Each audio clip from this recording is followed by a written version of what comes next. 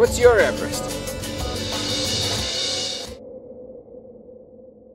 I've been lucky enough to be taught by a wonderful professor. This professor has been enormously generous with their time and their knowledge. They have appeared in my life in many situations that I never anticipated. This professor has shown up when I least expected him to.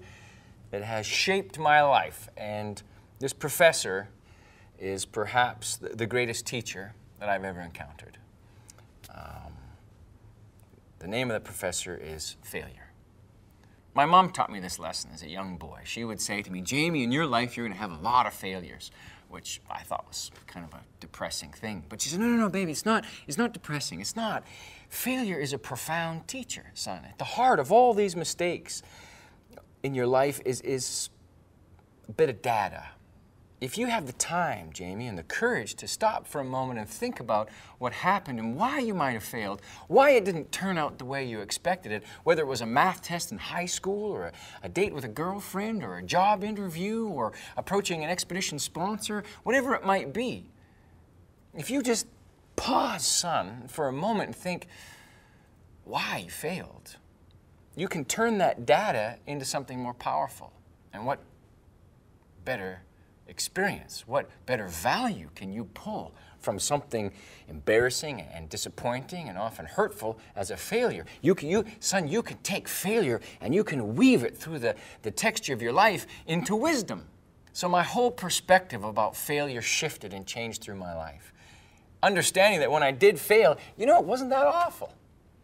It wasn't really that painful to fail. So two things I try to think about. A, let go of all what I get wrapped up about failing. Forget it. Don't worry about it. I've written books that weren't very good. I've tried to climb mountains and it never worked out. I have engaged in all sorts. My life has been basically one failure after another. And so be it. Because on that failure, I hope to build some knowledge and some wisdom. And on that failure, I believe a tremendous success can take place. Up close, I'll look at it and say, well, that didn't work out the way I'd hoped. That wasn't very good either, and boy, that was embarrassing. But when you get perspective and you push back a little bit and you look at your life as a whole and you say, wow, I really threw it down. I was trying hard. And that is something that we can be proud of. I didn't let failure stop me from even starting. Failure. It's not something awful. It's a way of learning, and it's how we can build the path to success.